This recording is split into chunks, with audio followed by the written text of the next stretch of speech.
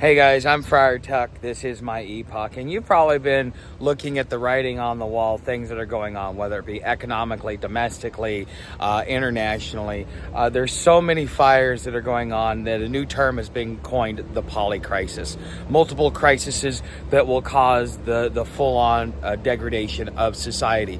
So if you think that you're going to get caught up in this, whether you're prepared or not, or you want to actually plan for the contingencies of what is to come, because you get caught up in either the great dispossession, the expansion of the homeless crisis, or many of the other issues that are going on. One of the things you may want to consider when you are making your plans and deciding which type of lifestyle you want to live is, what are the pros and cons of traveling versus being a home bum? Okay, and that's what we're going to talk about. So let's talk about some of the pros of being a home bum. Well, if you were planning on, going and getting a job, reestablishing yourself, you want to be close to resources, you want to be close to the food lines and all of those different things, that is a good reason to be able to stay as a home bum. Plus, you get to develop relationships with different individuals. You have all the outreach programs that you need. You have a lot of things that are at your fingertips. And plus, if the city has good infrastructure, like let's say Cincinnati, because it has a great digital infrastructure, and you decide, well, I want to get into the digital economy because all of the jobs are being automated to where you're not even qualified to work at McDonald's anymore because of how they've automated the system. Okay, that is the pro of being a home bum. There's a lot more to it, and I'm sure that you guys will ask questions down in the description. But the other thing is what are the cons? Some of the cons that you guys have heard me talk about is having a dog. A lot of people now come out of the woodwork because now they love animals more than humans, and so therefore anything that you do with your dog or your pet or your animal, they feel they have the need to be able to interject. Not only that, you have to deal with the police and all the different altercations there.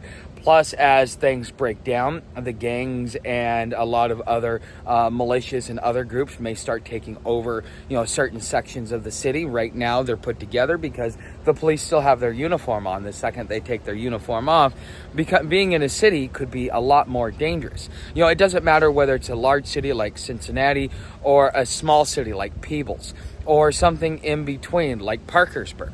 Okay, there are different there are different sizes of cities, but it doesn't really change what's going on. It just changes the volume. Okay, so in a large city, you're going to see a lot more. In a small city, you're going to see the same thing, but you're going to see it on a smaller volume.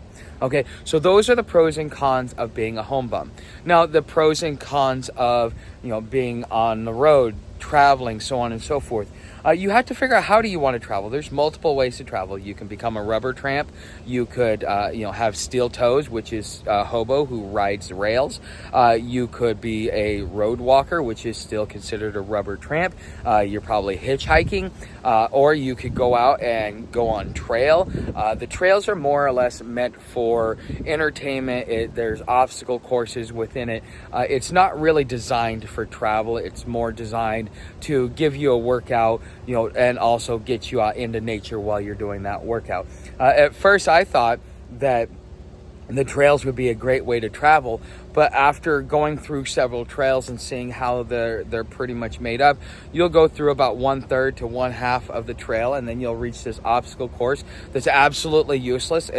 But it's there to give the entertainment value of the trail, and so that in itself is a con. And then you also, when you're riding the rails, especially with all this military equipment that's going back and forth, one of the things that you really have to consider is the rail police, the federal police, the different laws that are passed, especially if you're on something that has a DOD sticker on it. All of a sudden, the charges go from something petty all the way up to something serious, so you can spend quite a long time in a federal facility. Being on the road and either hitchhiking or things like that, you have to rely on the kindness of others. It's much harder to find camp spots. and things like that. Or if you were deciding to take Greyhound and travel around the country, well, you have to deal with the high and changing prices of Greyhound just to be able to get simple places, whether it be the next town or a few towns over. It just depends upon, where you're trying to go and what you're trying to do. But you're still traveling around, but you're also living more like a hybrid of a home bum plus traveler. So you've got to really sit there and look at the pros and cons and the consequences. Right now, I have had to, just because of circumstances and situations, I have made the choice to, just stay on the road. Now, I kind of was doing the hybrid where I would go into a city for a short period of time, stay, and then move on to another one. Because the thing is, the longer that you stay in a city, well, there's two things that happen. The drama just follows you wherever you go. Part of its personality, part of its lifestyle, part of it is just the craziness of society. I require a very well-disciplined dog, and so therefore a lot of people, they don't like that. So it doesn't matter what city I go into, because those that are self-proclaimed dog lovers that think that a dog can do no wrong and that anything that goes wrong is on the owner, even though the owner tries to correct it, the owner really has no right to be able to do something like that. Okay, well, that's going to follow me from city to city. So that drama is always going to be there. So you're going to have to make a choice based upon what it is that you have, the way that you live, and the amount of gear. Now, when you are traveling on the road, you want to be able to blend in with groups like hikers or, things like that. So I have, a solar panel on the back of my bag. I don't have the trekking poles because I don't really use them that much to justify the $20 to go spend on one. But there's other things that are out there as well. And then, as far as traveling, I tried doing trail, but then there was pointless ups and downs.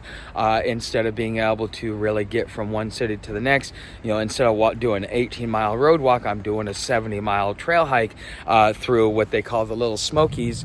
And, my legs are blown out at the end of the day because of the steep inclines. But again, a trail is there for entertainment.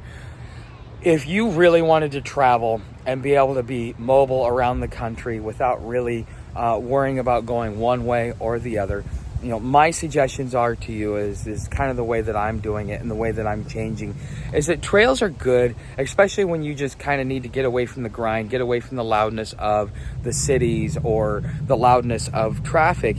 And it gives you an opportunity to go in and travel through and get on a trail, stay on there for a couple of days, get some rest, and then just kind of then move on and do a road walk and go through cities. Now, some of the benefits I find in the way that I'm traveling is that about every 15 to 20 miles there is a city. We do about 15 to 20 miles a day anyway, so we always go through a city. So carrying large amounts of food isn't as important as it would be out in trail where you're 3 to 5 days between cities. Okay, those are some other things to consider as well. Some of these are pros, some of these are cons. It just depends upon what it is that you want to do.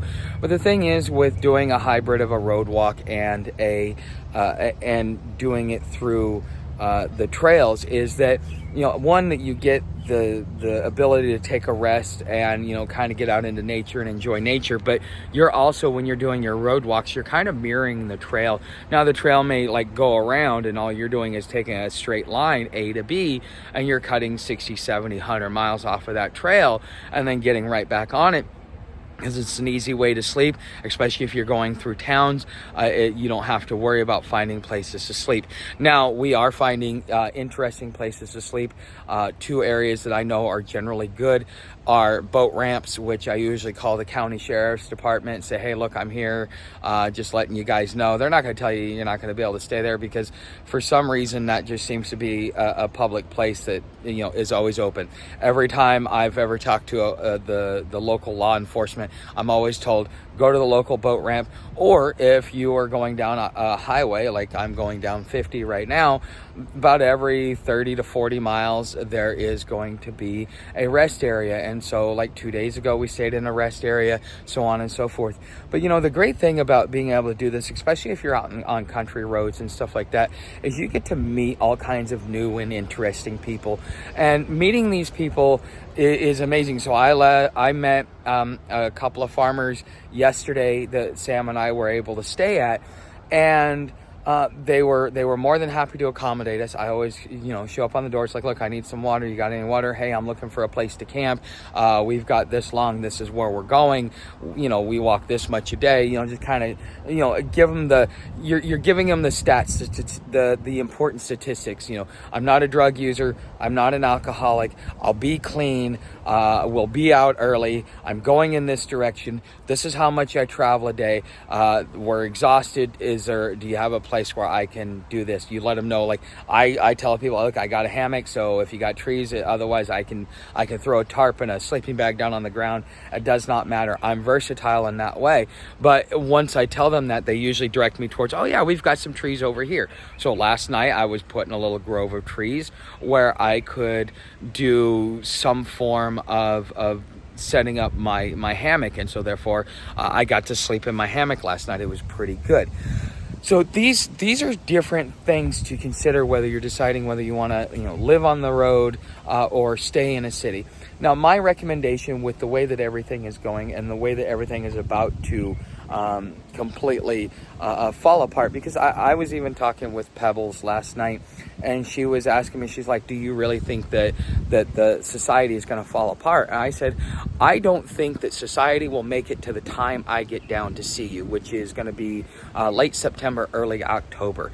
By then, I think that things will be falling apart to the point that nobody will really be able to deny the truth, and I think that's going to have a profound effect on the elections and things that are going on. Because if the economy is tanking, if we're going to war, we're just waiting for post-election so that for various reasons, or there are certain factions that are saying if this person wins, we're gonna make everybody miserable and we're gonna burn the cities to the ground.